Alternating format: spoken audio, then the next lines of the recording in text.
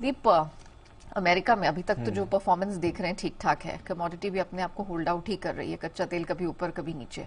तो कल कैसे डेवलपमेंट हुए हैं और कहाँ रखनी है नजर? कोई सिग्निफिकेंट डेवलपमेंट नहीं हुआ, जो हम बात कर रहे थे कल सुबह भी कि ओवर द वीकेंड भी कोई ऐसी खराब खबर नहीं निकल कर आई। तो आई थिंक बाजार वहीं से ये राहत का एक संकेत ले रहे हैं कि और ज्यादा सिचुएशन इस समय खराब नहीं हो रही है। क्या ये एक टेम्पररी पॉज है या फिर डेफिनेटली सिचुएशन इंप्रूव हो गई है, ये फिलहाल कहना मुश्किल है।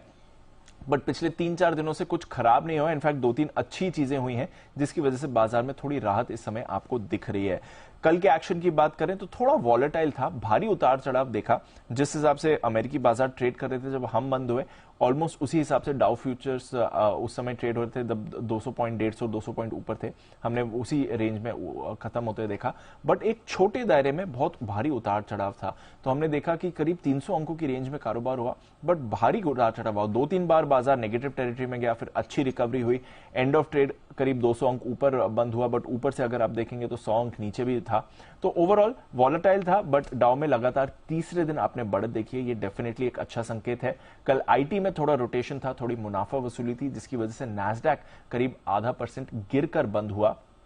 बढ़ती बॉन्ड यील्ड का भी इंपैक्ट है। 10 साल की बॉन्ड यील्ड जो 3.3% तक पहुंच चुकी थी, कल तेजी से उछलकर वापस 3.5% के ऊपर गई है, तो उसका थोड़ा इंपैक्ट भी आपने आईटी में देखा। और थोड़ी मुनाफा वसूली भी थी, क्योंकि आईटी भी पिछले 2 दिनों से एक अच्छी तेजी का ट्रेंड दिखा रहा था। इसके अलावा जो फेड के एक सदस्य हैं जेम्स बुलार्ड साहब, जो कई बार हम उनके बयान सुनते हैं और उस पर बाजार रिएक्ट भी करते हैं, उन्होंने कहा कि आगे दरें और बढ़ने की पूरी संभावना है। तो जो रेट बढ़ने का साइकिल है वो खत्म नहीं हुआ है, ऐसे उन्होंने संकेत दिए, जिसकी वजह से भी थोड़ा कल बॉन्ड यील्ड्स पर रिएक्शन आपने आते हुए देखा।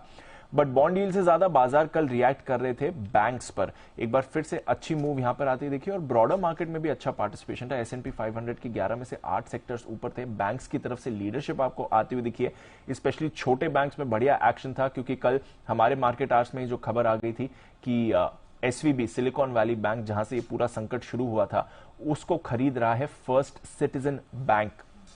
फर्स्ट सिटीजन बैंक SVB का आधा साइज का बैंक हुआ करता था, जिसने अब SVB को सिर्फ $500 मिलियन में खरीदा है, और अब ये यूएस का 20वां सबसे बड़ा बैंक बनने जा रहा है इस एक्विजिशन के बाद। इनफैक्ट फर्स्ट सिटीजन बैंक के शेयर में कल सिर्फ एक ही दिन में 53% का उछाल आते हुए दिखा इस खबर के बाद। और जो बाकी बैंक्स है जो परेशानी में है, जैसे कि फर्स्ट रिपब्लिक बैंक, वो 12% ऊपर था। इवन बैंक ऑफ अमेरिका जैसा शेयर कल 6% ऊपर था। तो बैंक्स में एक स्टेबिलिटी लौटने की उम्मीद से हम देख रहे हैं कि थोड़ा बाजार का एक्शन अच्छा ही कल होते हुए दिखा है। इसके अलावा अगर आप देखें, यूरोप के बाजार कल अच्छे थे, 1% तक की तेजी देखी, तो वहां से भी ठीक ठाक संकेत आए।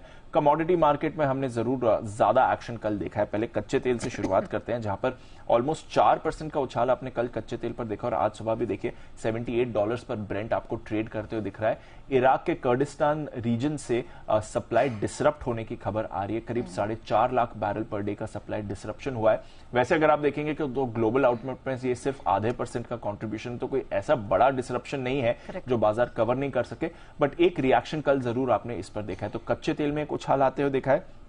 दूसरा, क्योंकि बाजार वापस थोड़ा स्टेबल हो रहे हैं, रिस्क एपेटाइट वापस आ रही है, इसलिए सोने पर आपने दबाव देखा है। फ्राइडे से अब तक करीब $40 फिसल चुका है सोना, 1960 के आसपास आपको ट्रेड करते हुए दिखेगा, तो वहां पर गिरावट है। हालांकि चांदी ने ज्यादा रिएक्ट नहीं किया है। देखते हैं, डॉलर इंडेक्स अभी भी दबाव में है, तो वहां से थोड़ा डाउनसाइड सपोर्ट है, बट पिछले 2-3 दिनों से सोने के दाम ऊपर से काफी तेजी से जरूर गिरे हैं। बेस मेटल्स में एक्शन है, एग्री कमोडिटीज में भी थोड़ा एक्शन आपको दिखा है। तो ओवरऑल बाजार अच्छे मूड में दिख रहे हैं, ठीक ठाक मूड में। बैंकिंग में जो स्टेबिलिटी वापस आई है, उसकी वजह से थोड़ा कॉन्फिडेंस वापस बाजार में आते हुए आपको जरूर दिख रहा है। चलिए, क्लियरली तो no bad news is all good news, और उसी पर हमने इक्विटी और कमोडिटी मार्केट्स को भी यहाँ रिएक्ट होते हुए देखा है। शुक्रिया दीपू, पूरी डिटेल दर्शकों के सामने रखने के लिए। आगे आइए।